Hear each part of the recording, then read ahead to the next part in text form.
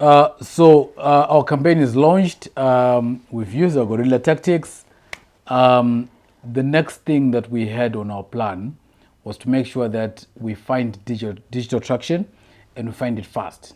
The idea for us was the competition, in this case, the status quo, the government, the system, the people that were asking the questions could fundraise or could actually fund a counter narrative campaign as soon as we launch.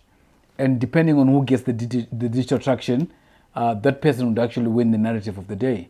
So, what we did is to ensure that we had the campaign present on all channels on social media. We made sure that we had our citizens running to it.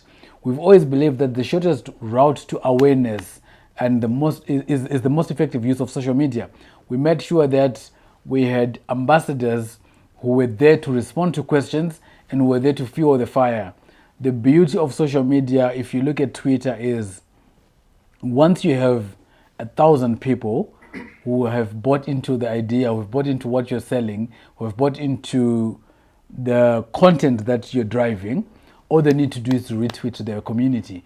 And we made sure that even when we faced a setback where the first billboard that was banned, I think it was on Chiremba Road in Masasa Park, once that billboard was banned, the tweet that this billboard has been banned came from a strategically placed influencer. And once that influencer put that message, within 3 hours, it had over 4,000 retweets. And what that meant was 4 hours after the billboard was banned, it was news all over, not just Zimbabwe. I remember it was breaking news in South Africa on ECNA that billboards are being banned in Zimbabwe.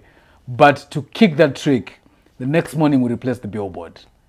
And we made sure that the system would see no use in pulling off the billboards because we're ready to replace them. Yeah.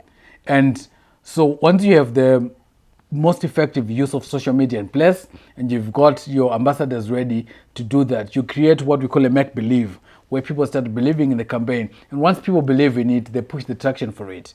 And we also then worked with other influencers that were not even online to push that campaign. Yes. So in many times you realize that our campaigns are scrutinized in terms of their presence offline and online. And you have to ensure that you infuse both the offline and the online narratives so that they speak to each other. And one of the lessons that we learned is that what is happening offline is what was influencing, the discourse, the discussions, and the dialogues that were going on online. And these are discussions that were going on at the national level, but at the regional level and at the global level, as we have said, and it took international media, reaching out and asking the questions. So it was actually, fueling the conversation in the campaign itself. So the digital traction was being facilitated by the online presence that we had. But our issues were not only ending at the online platforms, but they were actually being fed by what was happening offline that we were trying to continue to share. And the use of the media influencers or the social media influencers was really big. For us, we had to identify our friends who are on social media, who already have a following that could align to the cause that we had. So that really assisted us in terms of driving the message, in terms of what was happening offline, the responses that we were getting from government, creating, a broader movement beyond even our borders in terms of digital traction, such that our campaign could continue in many ways. And that also took the social media plan that we had to put in place. Exactly. So as they say, once you create something that gets virality, you should understand that at some point the hype will die. And once that hype dies, you want to then have a backup of a plan that is solid. So we had a social media plan that was so solid, and we had what we call keyboard warriors. We had people that were ready to pounce on any narrative that was fighting the campaign, and not just to pounce on it, but to pounce with facts. and we had a Trojan horse in a concept that we called Occupy Twitter, where you'd have